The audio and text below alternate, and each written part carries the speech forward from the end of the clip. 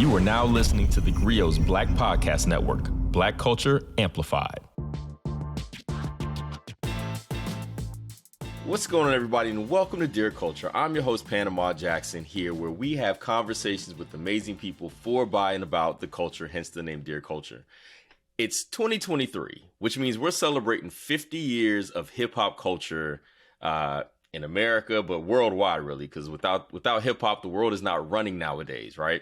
So over the course of the year, we're going to end up having these amazing conversations with people who've contributed, people who are part of it, people who look from 50,000 feet up, and people who are probably 10 toes down in it right now as we speak. My guest today, she is from East Orange, New Jersey, right? East Orange?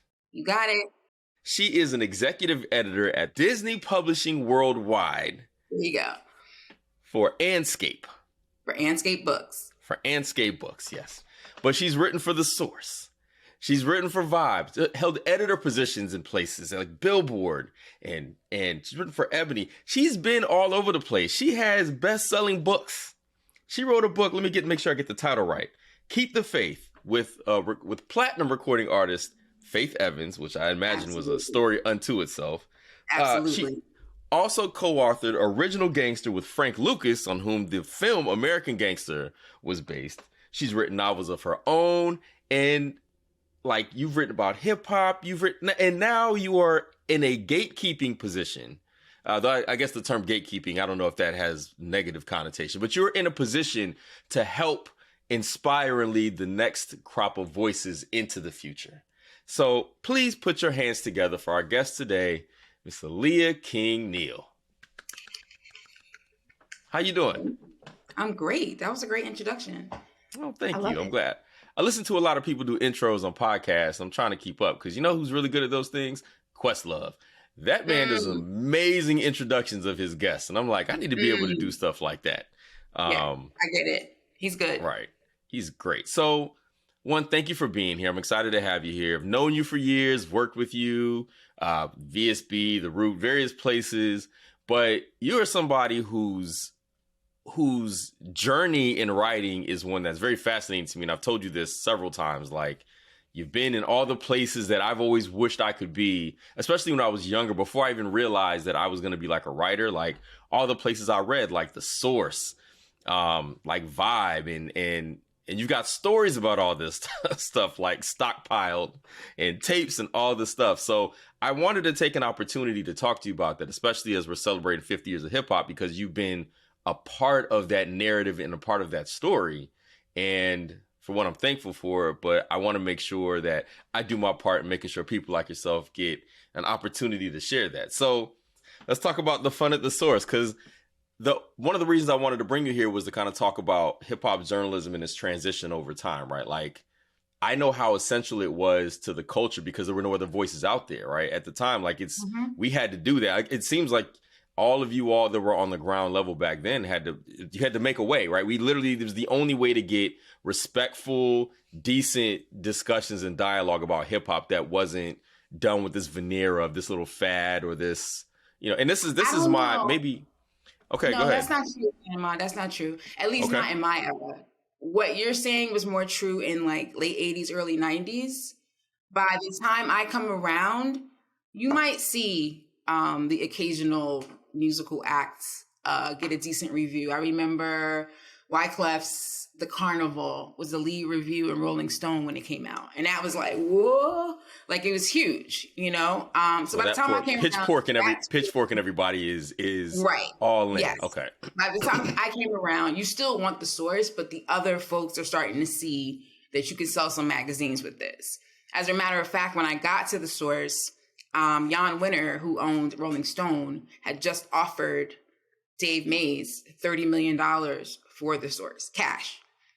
And that was bubbling around and people were talking about that. Interestingly enough, no one at The Source was talking about it. Like, they're not reading the Wall Street Journal, but I was like, hey guys, 30 million, anybody heard about this? But I don't know. Anyway, he did turn it down, but yeah, by the time I get there, people get it. We're still the preferred place to have your story told, but by 98, we're starting to lose our chokehold. We still got the hold, but maybe not the chokehold. So what does that feel like? I mean, that has to be an interesting time to be there then, right? Yes. But I think what made it, the source had money. Let's start there. When I get there in 98, there's nothing I can't do. There's nothing I can't ask for. There's nothing that my boss is going to say, no, we can't afford that. When I got hired, my boss was Selwyn Seifu Hines, who I'm still close to today. When I got hired, he was like, think outside the box, just do what you want, let me know. So I thought it would be cool to follow 3 newly signed rappers through the first year of being signed. And I wanted to follow one person from the West Coast, one person from the Midwest, and one person from the East Coast. And my plan was to fly out to see each artist once a month with my photographer, see how they're doing, and then write about it for the next month. Fly out to the West Coast with a photographer once a month for a year. And not with one artist, but 2. And so I pitched it to Selwyn, and he was like, that sounds cute. Let's do it. Like, there was no pitching it to the sales team or where is this going to come from? It was literally like, go ahead, book the flights, get out of my office. So having that kind of freedom was just dizzying and intoxicating. So all the other things, like maybe things starting to change, I didn't see or feel it because there was just so much I could do. And there was so much respect that I got. Like, I often tell people my business card was a weapon. Like, you did not just give anybody your business card. This is embossed, the source with my name, associate editor, and the address, 215 Park Avenue South. Like, you don't just give that to anybody because they might lose it. And that's the truth. They really might lose it. So I will never again work at a place that, Disney's closed. You tell people you work at Disney and their ears perk up a bit, like, okay, but nothing like the source. I'll never see anything again like that. So for the whole time I was there, it was a moneymaker and everything was going really well, except for that one Source Awards where, I guess we'll get into that. Let's get into it. Go ahead. Let's talk about it. Okay, so that's when I started to see that things are breaking down. By 2000, we are going to try to do the Source Awards. It's infamous from back in the 94, I think it was, long before, I was there. They had the infamous Source Awards where 95, I believe you're talking about. It was the 95 Source Awards, I believe, yes. Where there's a lot of booing going on and the infamous line from Suge Knight all up in the videos. Like, it was just a mess. Any artist out there want to be an artist and want to stay a star, and don't want to have to worry about the executive producer trying to be all in the videos, all on the record, dancing, come to Death Row. So they let that go for a bit. So now we got money, we got sponsors. Let's do the Source Awards again. I go to the Source Awards. My partner in terms of sharing a hotel room and flights is my co-editor, Kim Osorio, who I'm also still close to. Kim and I go to the Source Awards and we're sitting back there watching these performances, which are all a bit of a mess. The production was just a mess. So then we hear this rumble, just this, I can't even explain it. It was like an earthquake. It sounded like an earthquake coming from behind us. And we look back, we see Suge and, 50 dudes, and they're all wearing these T-shirts that say Dead Man Walking with a picture of Snoop on it. So we're like, oh, that's not good. Snoop's on the stage. Right. And they're walking onto the stage with these. So the stage goes nuts. The whole audience is a hot mess. Kim is 9 months pregnant. I think I might have forgot that part. Yes, and we just see a wave of people running and jumping and stampeding to get out. So I push her down. We're down in the auditorium seats. We wait for everybody to go out. We hear gunshots. We run to the bathroom. We stay in the bathroom for about, 2 hours until the cops come and we feel safe coming out. So that's when I was like, this is not good. The magazine can be as good as it wants, but if that brand is having an award show that ends this way, advertisers are not interested. You know, this show y'all are trying to do, you're not going to get sponsors for this if this is what you're doing. So sadly, what I started to notice was that it was not going to just be about good writing. It's just, you can have the best writers in the world, but you also have to have a brand that's strong. And as the writing got better, the brand was becoming weaker. Yep. Hold that thought right there. We're going to take a real quick break and come back because that's exactly where I wanted to go. You walked right into that. We'll be right back here on Dear Culture with Aliya King Neil. All right, we're back here on Dear Culture. I'm here with Aliya King Neil. We're talking hip-hop journalism. She was just telling us a story about what year was this? Was this 2001? What year was that? It's either 2000 or 2001. Okay, the Source Awards where Suge, who loves to rabble-rouse at the Source Awards, apparently. Anyway, creating an environment where you and Kim Osorio had to hide for 2 hours in a bathroom because gunshots rang out and all kind of stuff. Yep. And, you know, you're talking about how you notice, like, it's like you just mentioned thinking about it as a business. Like, the writing is good. The brand is known for these other things. Like, the writing has to be on the wall somewhat, right? So I guess my question here, and this is kind of a hip hop journalism question in general, it's like, what's the environment for hip hop journalism at this time in general that you can speak to across like the industry? I read so many profiles, people talking about how much money the different magazines had because of all the ad dollars and all of these things at this time. And there was some amazing stories in these magazines, right? I mean, they're like, this is where you go to if you're have an interest in hip hop. But what's the environment like? Because there were all these stories about writers getting punched in the face by artists. And, you know, obviously that wasn't the norm. But, you know, like there's this tension between the access of artists and the people profiling them. And it's like, and hip hop having this certain, especially at that time, like, you know, the realness, the authenticity to it, and people not liking bad reviews or not liking the way they're characterized or, you know, so what's the environment like and all that? How does all that tension work together for the job of ultimately documenting the culture that is needed? So it's interesting you say that because, and I always try to explain that to people, that I was not part of the scene. I was in the scene and I was the scene, but I wasn't part of the scene. So when you talk about, you know, artists being not happy with their reviews and reacting, I saw that. That wasn't my experience. Unless you want to count, what was this boy's name? Because he really wanted to beat me up. Yonkers, Rough Riders, Eve.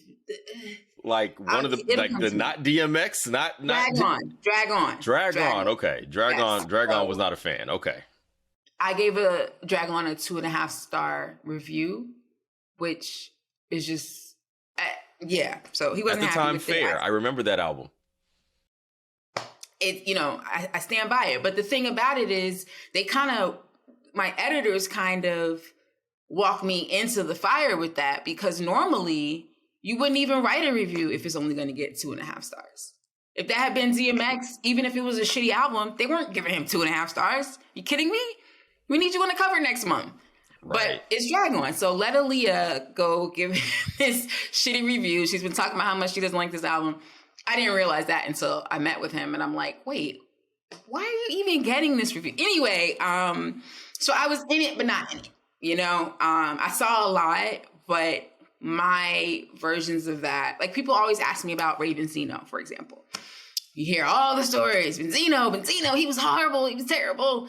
I didn't really come into contact with Benzino that often. You know, I knew of his presence and I saw him with Dave lots, but I did not have the experience that other folks had. The only thing I can tell you is that when his album came out, whichever album came out while I was working there, he gave out the CD with everybody's paycheck.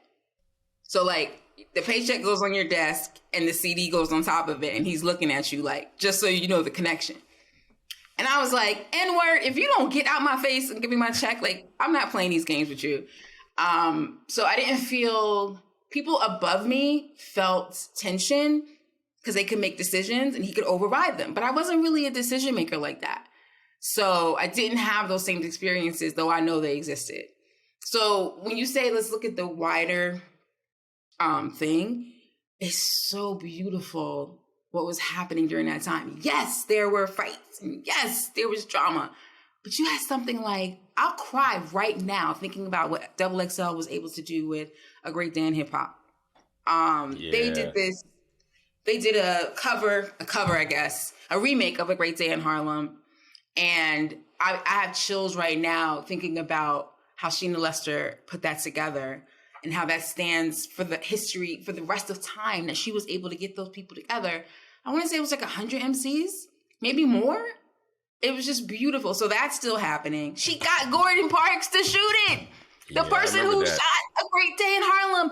No other time are you going to get that. You're not going to get I still have that magazine. I still have that one. Yep, I actually still have it. You know, the idea that you would get, I think that's really a great example of what hip hop journalism meant, that you could get Gordon Parks to shoot that. Because if you give me the same level of photographer now, I don't know if we're going to be able to get them to shoot a bunch of MCs. Actually, I don't think you're going to be able to get a bunch of MCs together.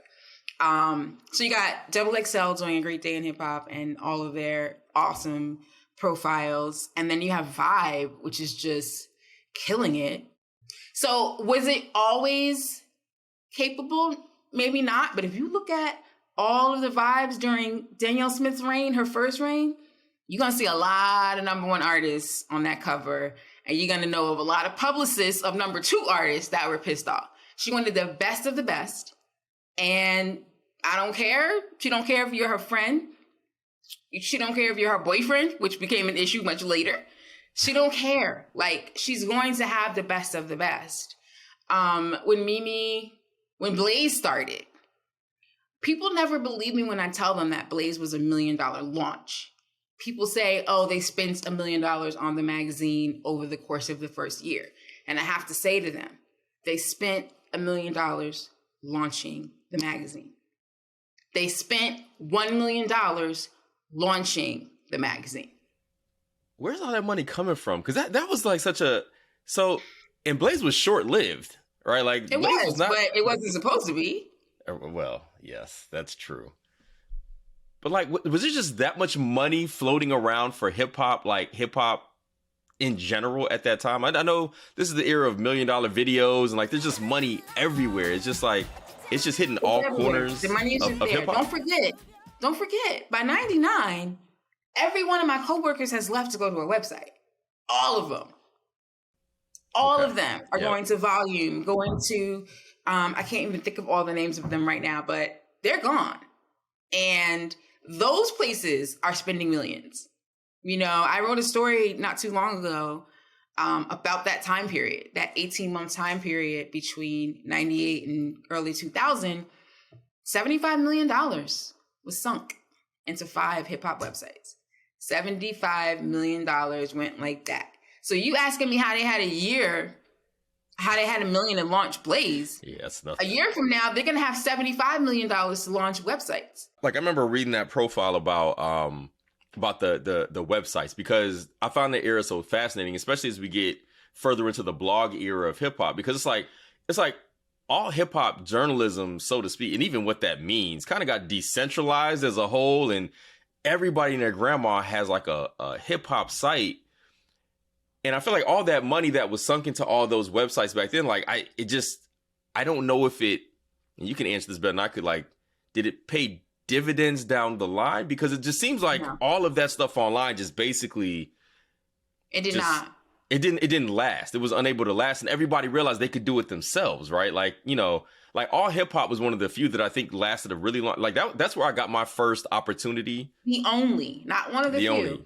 Okay. All hip hop is the only site still running from that time period. And if I'm not mistaken, they never took any sponsors or ad dollars or any of that. They were just in the mix at that time. They're the only site. That makes, that's where I got my first hip hop writing credit, was allhiphop.com. Like I 6 months after I started my blog, somebody who read my site knew Chuck and reached out to him, was like, yo, this guy's a really good writer. He loves hip hop. And I got my opportunity to write. And the first rapper to ever read an article that I wrote and then send me an email about it from allhiphop.com was Diamond D. I almost framed that thing. I was like, Diamond D read something I wrote. Didn't. Yeah, I mean, I still have the email. Don't get it twisted. I still have the email. I know exactly where it is. I have it. So I guess in that way, that time period, it did bring us folks like you. It did bring us people. It didn't bring us, there was some beautiful content done during that time. I never participated because if my mama can't hold my work in her hand, then I'm not doing it. So that was just... It was very hard for all of us to explain being a blogger to people. Like, you do what? I write online. Like, why? So can I see it? Can't you be doing something better? Like, can you do something better with your time? Like, what are you doing? Time for a quick break. Stay with us. And we're back. Also, we need to talk about money for a bit, not just the brands, but the people, because I started off at the source. I started making $33,000 as a staff writer, which is a respectable amount of money for 1998. Right. At Billboard, I was making $18,000. So I damn near doubled my salary when I came to the source. And I was like, woo. But soon after, maybe a year after, Teen People called, because I was freelancing for Teen People on the low. At the source, you were not allowed to freelance for anyone, anything ever, hip hop or not. But I still did. And the woman was like, hey, we have a position for you. I think it was entertainment editor. It was some big leap. And the pay was $50,000. And I was like, but there's no way. There's no way I'm leaving the source for nobody. I don't care that Teen People, I'll be in that people pipeline and probably be good for the rest of my career. Who knows? Ain't no way I'm leaving the source, not even for $50,000. I'm good with my 33. But then I learned, because I didn't know this, that when you get an offer, you go to your boss. Your boss doesn't have to know that you don't want to take it, and you tell them. I literally had no idea that that was a thing you could do. I thought maybe when it was time to negotiate 10 years down the road, I could bring it up. Right. I go to my boss, and I said, hey, I interviewed at Teen People, and and he interrupted me and was like, how much, Aliya? He has his head down, and I'm like, 50,000. He's like, all right, 55,000. Starting next pay period. Can you go? And I was like, oh, okay. Well, just didn't even get out my face. We've been underpaying you for a year already. You just found out. Like, goodbye. So I started making 55, and I learned a lot about that. And that was a decent amount of money. Probably still getting underpaid, but when I left and started freelancing, one of my first pieces for Vibe was a cover story on Ciara and Bow Wow, who were dating at the time. Right. And the story was 3,000 words, as most cover stories were at that time. And I was getting paid $1 a word, which was a respectable amount of money. And if you're writing cover stories and you single, living in a studio, $3,000 is a cute check. Cute check. That's a cute check now. Let's be honest. Like $1 a word nowadays for that's good money now. It's a cute check now. Yes. We're not those dollars. But get this. So I go into the office while they're working on the story, and the editor-in-chief at the time says to me, "Are you good? How did the story come out?" Da da da. And I'm like, "Great. And I'm getting $3,000." And she was like, "What do you mean you're getting $3,000?" And I'm like, shoot, did I just F up my check? What the heck? And I was like, well, I always get paid $1 a word. And she was like, you should be getting $2 a word. You go right back into accounting and tell them that you do not work for less than $2 a word. And don't let me find out that you're working for any of these magazines for less than $2 a word. I was like, oh my God. So I go into accounting and I'm like, before you make that contract out, I think that's supposed to say $2 a word. And she's like, what's your name? Aliya S. King. Okay, fine. $2 a word. I'll send it out to you. And I was like, you know what, y'all? This is absolutely ridiculous. I got paid $6,000 for that story. Wow. The next piece was Faith Evans. Faith Evans was on the cover. Another $6,000. Trying to think. I did a couple more covers, but For the time that I was doing cover stories for Vibe, I got paid $2 a word. And That is amazing. it was then that I found out Vanity Fair is paying $5 a word. And Rolling Stone might be paying $6. Like, I didn't even know that world existed. I'm happy with my pickle juice, as Nicki Minaj will call it. I'm happy with my $1 a word. That's a come up. And it turns out it wasn't much of a come up at all. I actually ended out with $2.50 a word just off GP. One day I was like, okay, now I charge $2.50. And they're like, fine. So I'm like, geez, zoo. So the money was definitely there. No one was even thinking twice about the money. It was there. You want to do a photo shoot in Iceland? Yay, let's go, y'all. We going to Iceland. Okay, maybe not Iceland. That might be an exaggeration, but I mean, but this all whatever. sounds amazing. Like, let's real talk. Because I think about like that. So for one, you just enlightened me. I had no idea people got paid that much money for cover stories, and probably should have got paid more for those things. Like, I had no idea. Like, so you were lowballed, number one. Found out that you were lowballed. Was able to go and just say, "Hey, you owe me more than that." Like, you're right. Boom, let's do this. But other places are paying this much money. If my editor hadn't told me that, I would have taken $1 a word forever. Which is kind of like how, like nowadays, people, it's one of those things where like how much money people make for these things is so hush hush, because it's either people are getting paid really well or not well at all, right? But nobody knows what the right scale is. Like, it's hard to figure out the scale. It's like, if you can use your name to leverage more money, then boom. And that's probably not going to happen in mainstream media. My editor might not have looked me out like that. She didn't have to do that, but she just was like, no, I've known this girl since she did her first piece for us. Like, it was more of a family, and I'm a freelancer. I don't even work there. And she wanted me to make sure not only that I was taken care of for that story, but for any story to come. She was like, nah. And I recently had the opportunity to pay that forward because I hired a ghostwriter for one of my authors. And, I told her this book is really difficult. This author is all over the place. I'm going to really need your time. You're going to have to block out some serious time for this. And she said, okay. And I said, now go talk to them about the money. That's not me. You work that out with her, the celebrity and their agent. So the celebrity and the agent come back to me and they're like, okay, we got it. She's doing this for XYZ. And I was like, the hell what? I called her. I was like, ma'am, no, absolutely not. It was that low that I was like, I'm not going to, because I would have had to monitor and edit this chick for 18 months while she's getting pickled. I said, ma'am, absolutely not. I can't tell you what to ask for. Right. But I can tell you what to not accept. There you go. So I try to cut through the money thing as much as I can, but it is tough. Time for a quick break. Stay with us. All right, we're back here in Dear Culture. I'm talking hip-hop journalism and money with Aliya King Neil, which is a part of journalism that people, it seems like it's under lock and key or shrouded in all this mystery for so many of us, especially in these journalistic spaces. But I kind of want to ask like a big picture question.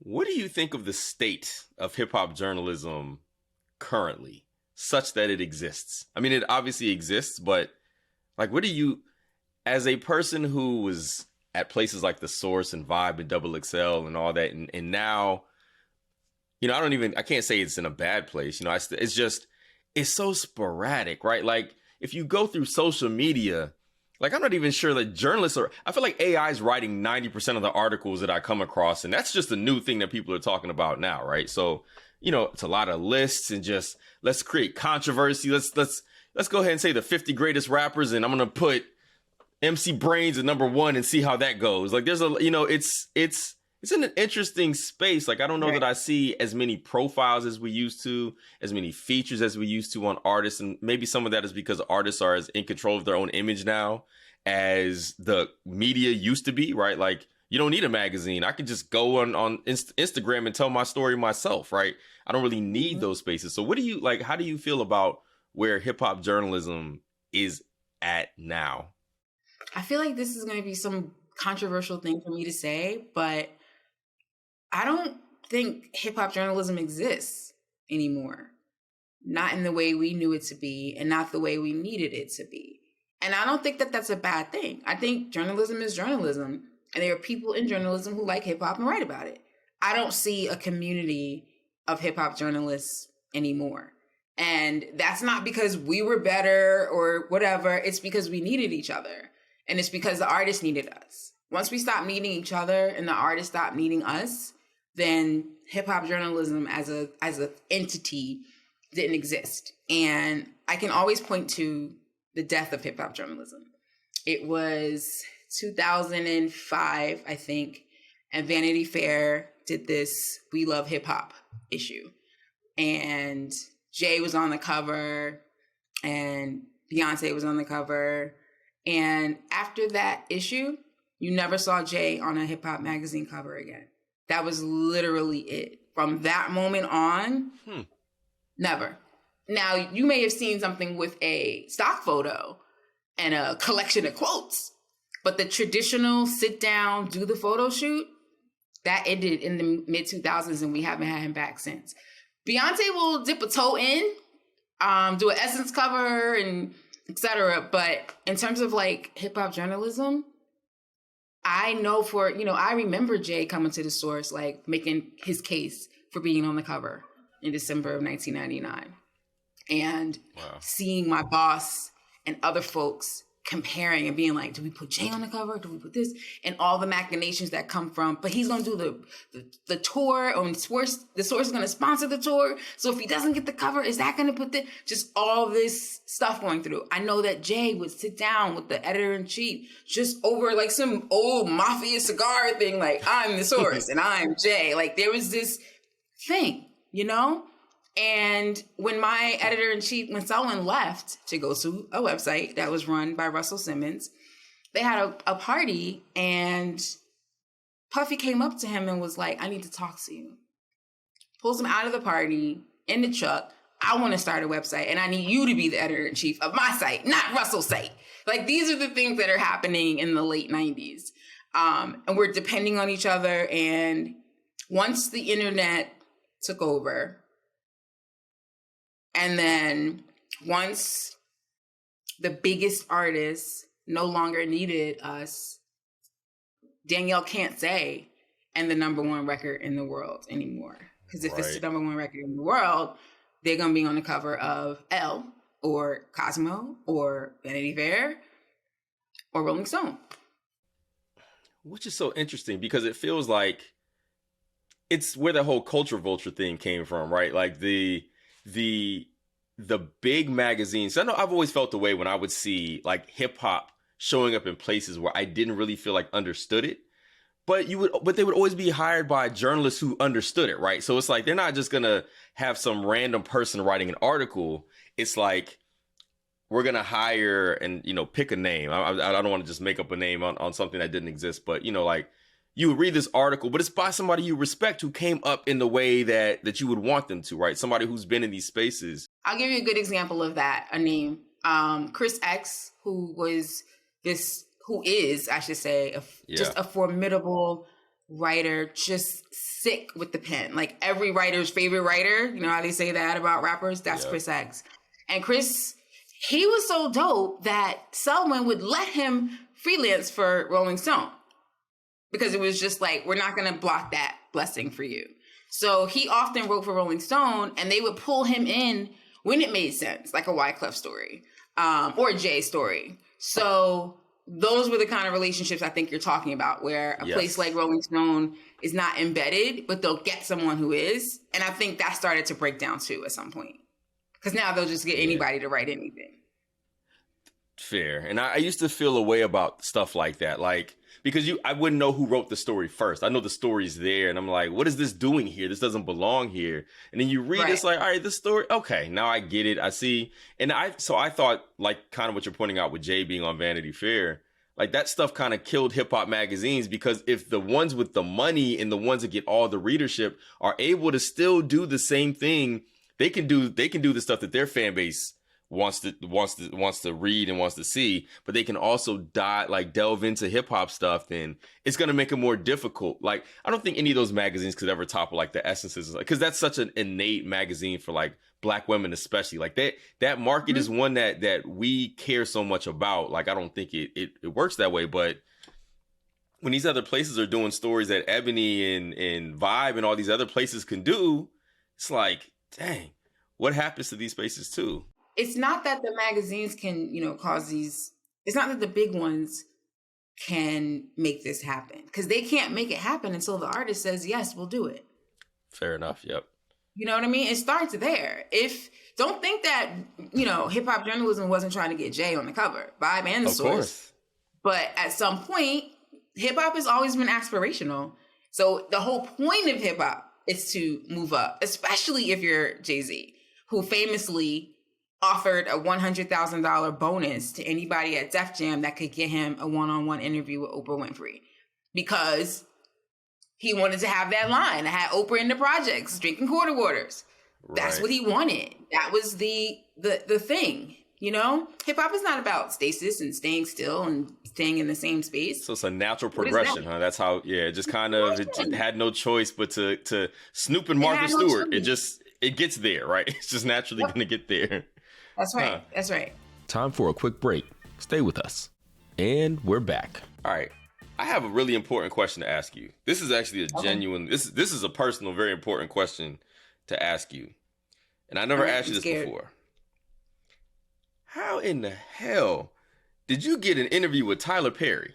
This man don't talk to nobody but like Oprah and Gayle. He don't talk to people. And then you got him to basically admit that the whole nonsensical scene at the end of Acrimony with the boat was just like, what you talking about? What you talking about? Man, she got on the boat. She left the party, got on the boat.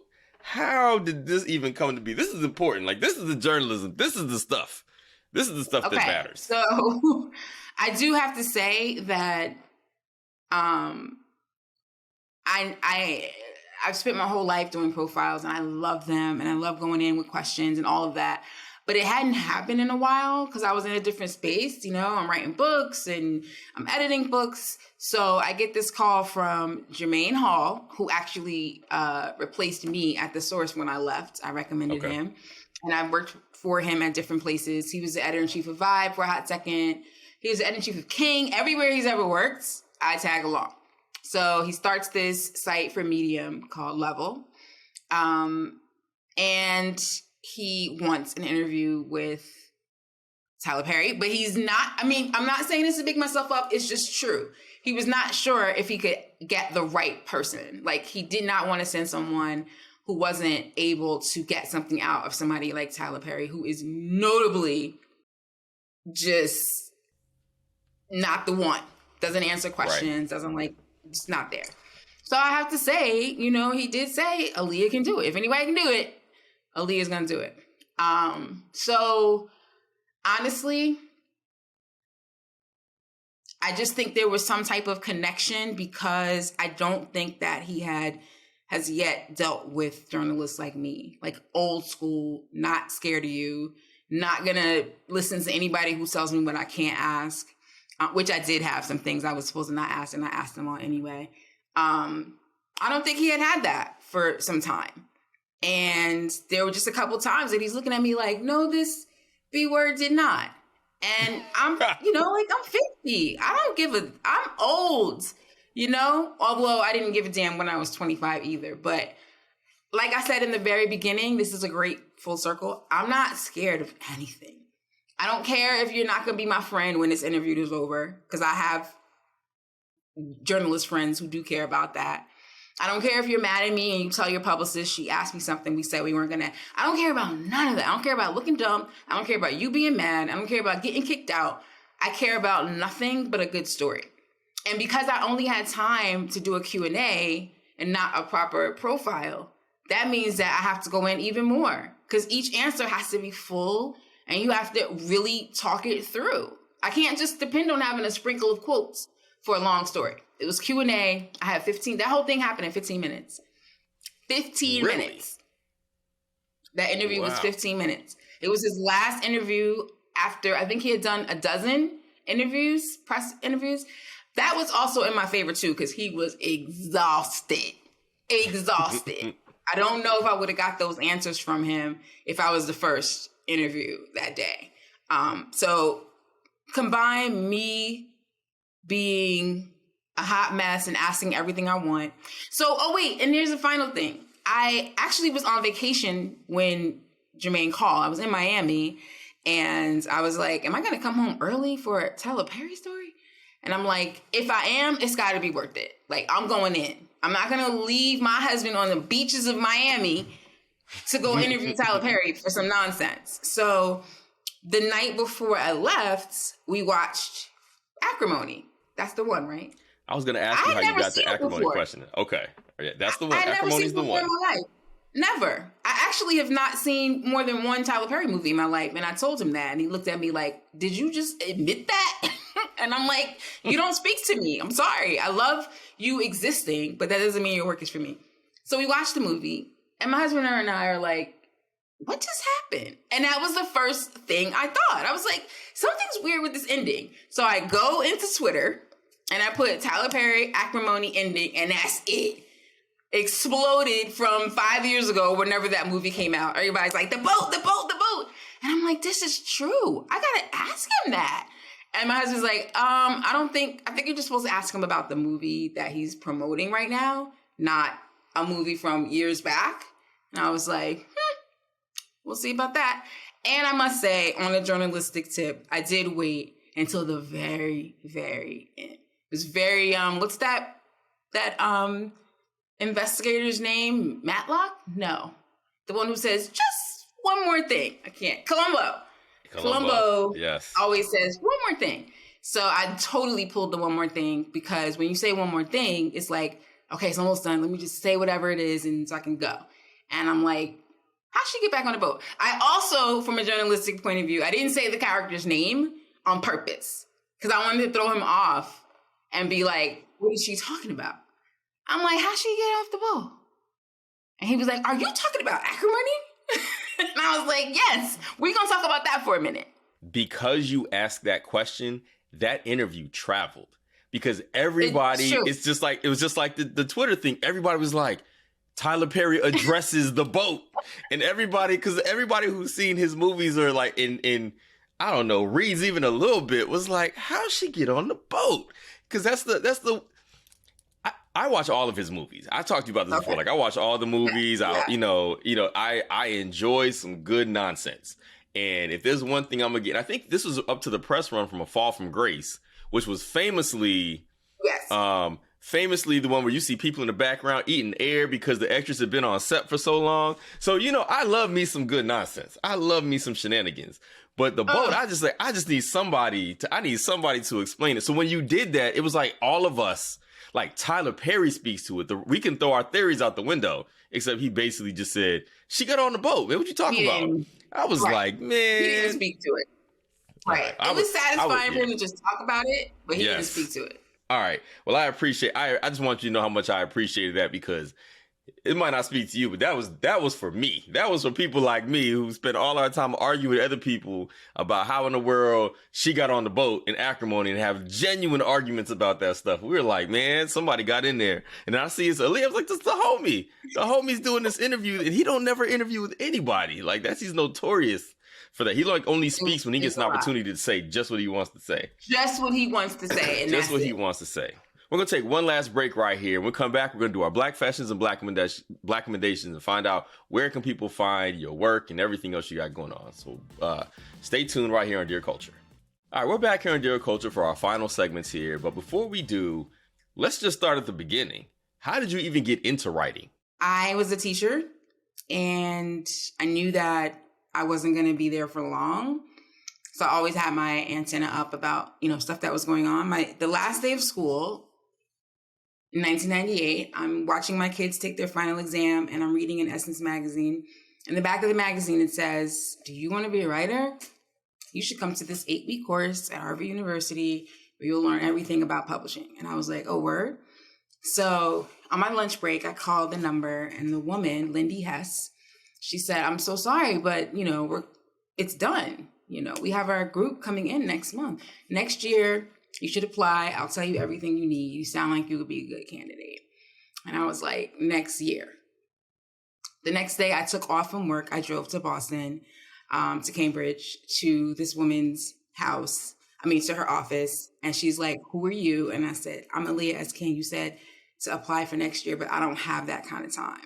She was like, "Well, you have to complete the application." I was like, "Boom." And you have to have 2 letters, boom, boom. I had driven to Rutgers. I went to Rutgers University. I had driven to Rutgers in the morning to get my transcripts and then went up to Cambridge. Like, Aliya King Neil is not doing that, I just have to say, but I really was, really focused on that. She let me in. And I remember she said, the course is $5,000. And is that going to be an issue? And I'm like, you're damn right it's going to be an issue. You're going to find some money for me. I'll see you in a couple of weeks. I got a full scholarship and I went.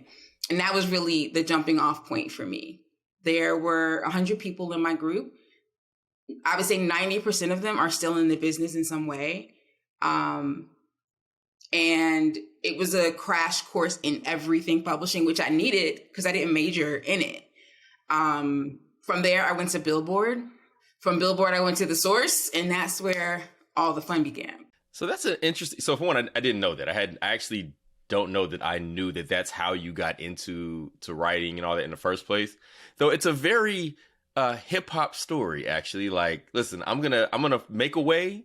I'm gonna find a way. I'm gonna make a way, and it's you kick the door down and you get in, and it turns out it worked out. What's your relationship to hip hop at this point? So this is you said 98, right? This is 98. Mm-hmm. 98. So 98. So hip hop is 2.5 decades old. We're from my math, we're in the 90s, right? We're post Wu-Tang. Right. Like, we're in the shiny suit era, so to speak. Mm-hmm. Biggie's gone, Puff is gone. I'm sorry. Biggie's gone, Pac is gone. Right. Yep. Lauren is a supernova. Yep. So where is hip hop in your life? You're from New Jersey, so you're part of you're seeing all this like in real time, as far as I can tell, for your life. Absolutely. I'm from Illtown, Naughtyville. I grew up seeing them performing in talent shows at my school before they were naughty by nature. And you could look at Tresh and just tell he was a superstar.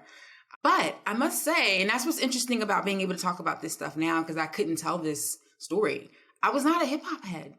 I had it all in me by osmosis. I'm from East Orange. Like, Redman grew up a mile away from me. There's no way I wasn't going to be filled with it and love it. But honestly, I was an R&B girl.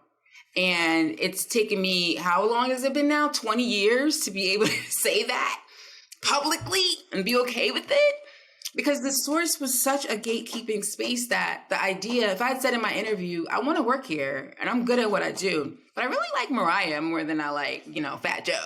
That just wasn't going to fly. So when I was at Billboard, I was freelancing for XXL. I was freelancing for The Source. I was freelancing for Vibe. And I was paying attention to the work I was doing, not necessarily to the music, which was okay until it came time to rate albums for mics. But we'll get to that. So I really did not come up. I came up loving hip hop the way you love your sister. She's there. And of course you love her. But I was not fanatical. I was not a fan boy or girl.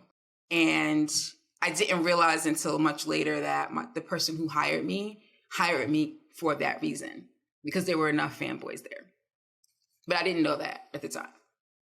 That is interesting, and I just kind of assumed like everybody was a complete fanboy, like you said, of hip hop. Like I would have been, right? If I had those opportunities, if I'd walked in the door, it'd have been 100% like wide eye and bright eyed and bushy tail kind of thing for me. So that's interesting. So let's talk about you getting to The Source. So you're writing for XXL. You're writing for these hip hop spaces. You're freelancing for these spaces. So yes. What's that like? And then what's that like getting into The Source? Because at that point, The Source is still The Source, right? It's still the hip hop Bible. They've had, there's been issues and stuff, but it's still the hip hop Bible. We still care about the mics in The Source. Absolutely. We care about who's on the cover. We care about who's getting reviewed. We care about every single page. And then, just so we are clear, the magazine is like 350 pages for the September issue. So things are cute. When I was freelancing, I didn't do any stories that were more than like 250 words. Maybe a short little review in the back of XXL, a short news story in the front of the book at Vibe. For The Source, I was doing really small news stories as well. So I wasn't like taken off with those things. But for a writer to have bylines in all 3 of those magazines, it was, 6 months in, it was huge. It was huge for me to even have those tiny clips because you can build those up to do the next thing. But for me, the next thing was going to come out of sheer will, not the quality of my work. I'm a great writer and I always have been, but it has not been my writing that's gotten me to where I am now. It's been my sheer ridiculous tenacity. And I have this weird thing where I don't care about making myself look stupid. I don't care. I don't care about not being popular. I don't care about how people look at me. I don't care that I didn't have the fly 2-way pager when everyone had one. I was never into that. I just wanted the good story. Before we get to the Black Fashions and Black Foundation, I do want to ask you, what advice do you have for up-and-coming writers who want to write about hip-hop or anything, just up-and-coming writers in general?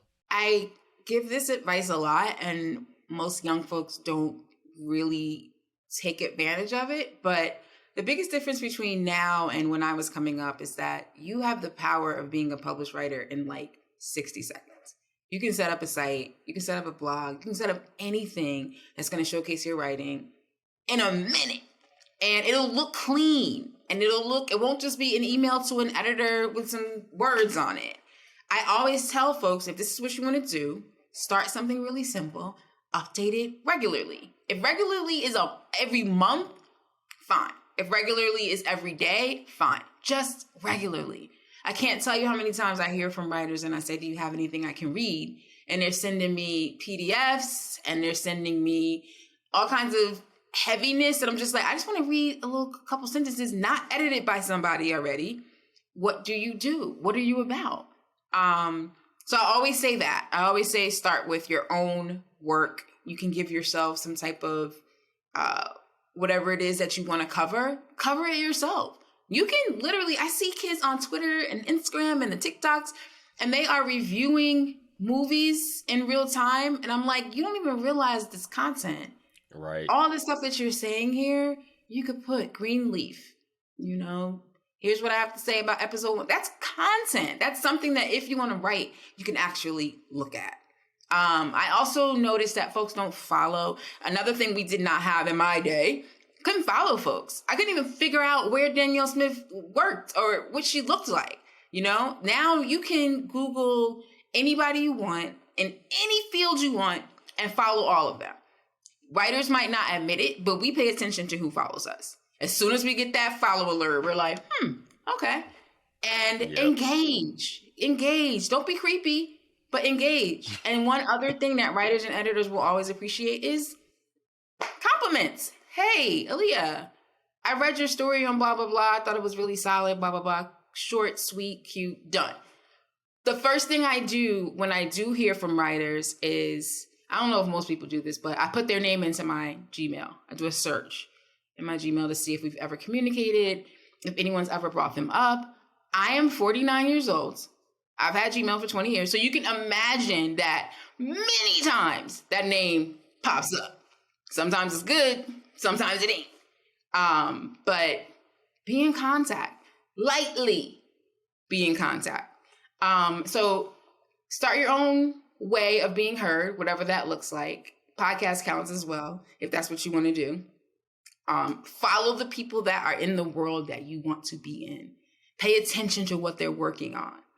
If an aspiring author comes up to me and says, so where do you work? I'm kind of done at that point, because how are you asking to speak to me and you don't know where I work? It's really easy to find out where I work and what I do. Well, we work in this writing space here, and as somebody who's owned a publish button and edited over time, I think all of that advice is the best advice you could possibly offer to somebody is basically be consistent, don't be creepy, and have some idea who I am when you speak to me is probably as good as it's gonna get when it comes to providing writing advice. Not call Panama and say, where do you work? What are you known for exactly?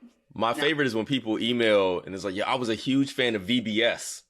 I was like, Vacation Bible Study was my joint too when I was young, but that's not this. Yeah. So Yep, can I see you that. who are you reaching out I to? actually see that. All right. Well, thank you for that advice. Now we're gonna have a little bit of fun with you here and see. We do this segment here at Dear Culture called Black Fashion, which is where we ask our guests to share something about them that people might be surprised to find out about you because you Black, hence the term Black Fashion. So do you have a Black fashion, something that you can share with the people? I do. But here's the thing, like, as soon as I heard the word Black fashions, I knew it. Like, it popped into my head and I was like, this is it. But then I was like, but that's so like, I feel like it's so cliche for that to be it. She gonna say she ain't seen The Color Purple. Here we go. I have seen The Color Purple. People be surprising me with the things that they just don't like ain't up on. People? Listen. Everybody's household wasn't watching Black movies the way that my household was watching Black movies. That's what I found out mostly doing stuff like this. Right. I get that. Nope, it's not that. It's fried chicken. I don't like it. I never have. It's very cliche, but it's cliche, but yet when I'm forced to deal with it, it's no less shock, no less awe, no less anger, no less rage, even though it's cliche. So I can eat one bite. If it's a wing thingy, I can eat one bite and then the rest goes down. And I'm sure, I don't know if you guys covered this. There's this little meme about like how much chicken you eat. Yes. I'm always it's like 1, 2, 3, 4, 5, and they got the 5 different versions. I'm one. Wow. I'm one bite. That little bumpy part of the wing, that's it. And I don't do flats, period. That's a Black fashion. That's your Black fashion right there. So you telling on yourself now. Now you got it all. I don't do wings. But I just realized I like fried chicken. I just don't like fried chicken wings, which I think might be worse. It's okay. The wing I don't like. All right. Yeah. Listen. I'll do like that's why we do this. I do a fried cutlet and I do chicken parm. Just no wings. Okay. All right. Listen, that's why we do this, because it's always fun to find out about people and not just their professions or things, but also the personal stuff like that. And that is interesting. Because I imagine your husband, does he like wings? He seemed like he would like wings. I would imagine. My child is down to the marrow. Okay. Like she's break it open. So you're the odd person out. Okay. Okay.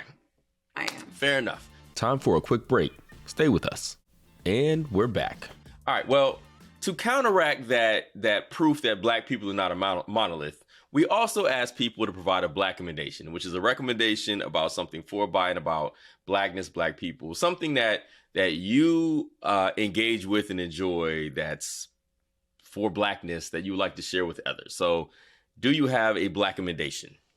I certainly do. And it's so interesting you said that, because my Black recommendation is Anscape.com. And it is a space by, for, and about Black folks.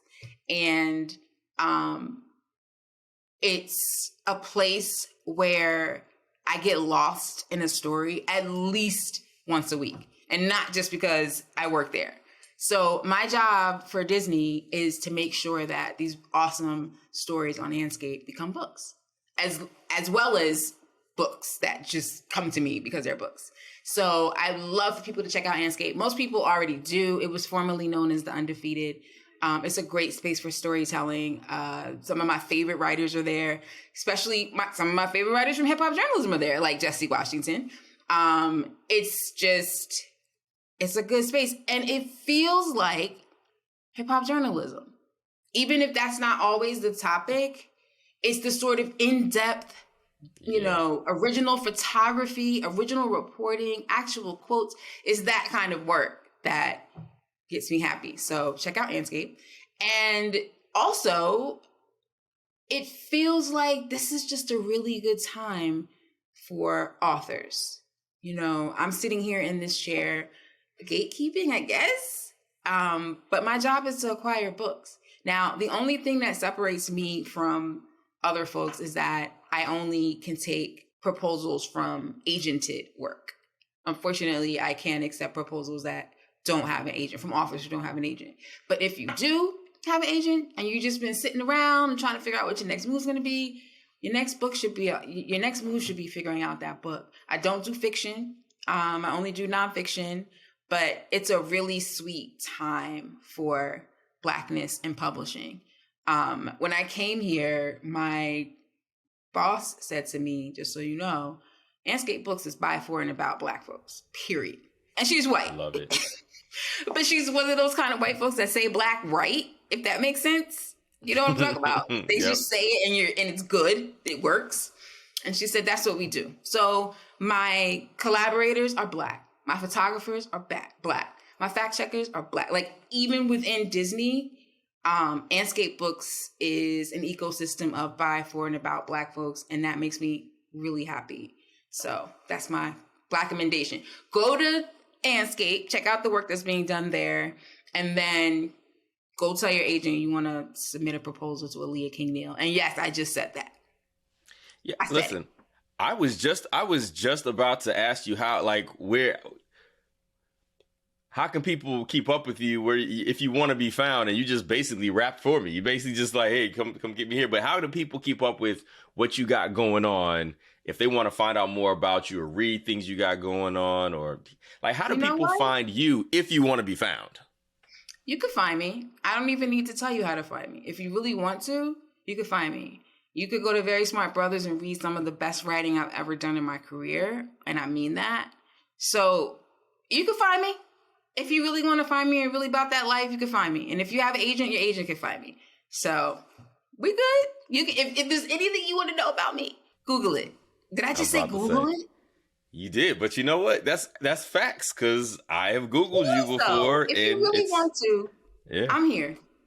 Yeah. Well, listen, I want to say thank you for joining us today here on Dear Culture. It's a fun conversation, amazing conversation. Got some stories, got some insights. Like, you're a good friend of mine. I appreciate you. I appreciate your advice and your consult. Whenever I've asked, you've been very forthcoming and very helpful for me, especially on my writing journey, which is in process. So let's go. Thank you so much for joining us here at Dear Culture. And thank you to everybody who's listening, who's checking out this podcast. You make sure you check out everything Aliya has going on. You can go read those stories, check out her books. Just listen, if her name's on it, I promise you it's good. And I don't mean that just to somebody who knows her. I mean that as in a genuine sense, as somebody who's had the opportunity to work with you. Yeah. So for Dear Culture, thanks for listening. Have a Black one.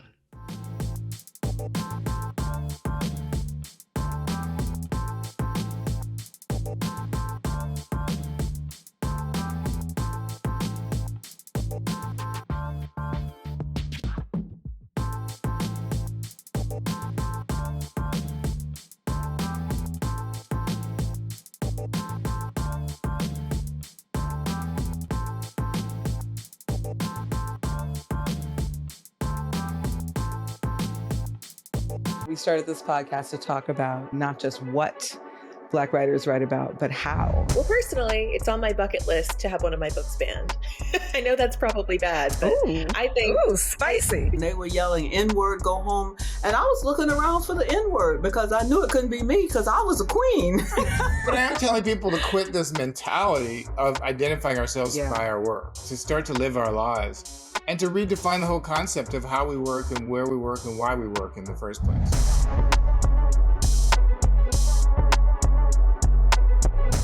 My biggest strength throughout my career has been having incredible mentors, and specifically Black women. I've been writing poetry since I was like 8. I've been reading Langston Hughes and James Baldwin and Maya Angelou and so forth and so on since I was like a little kid. Like the banjo was blackity black, right? Mm-hmm. For many years. Everybody knew. Because sometimes I'm just doing some Sam that because I just want to do it. An honor to be here. Thank you for doing the work that you're doing. Keep shining bright. And like you said, we gonna keep writing Black. As always, you can find us on the theGrio app or wherever you find your podcasts.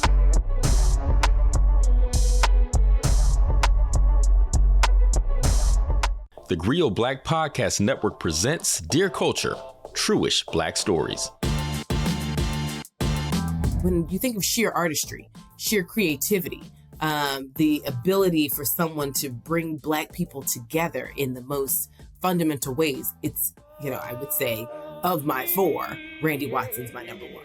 When the news about Ricky first broke, what I heard about it is the thing you hear about, every time somebody Black dies, that it was gang related. That means the police don't know what happened, so they just said probably the gangs, probably, the other Black dudes. Where were you when you heard the story about them suckers getting served by Wade's dance crew?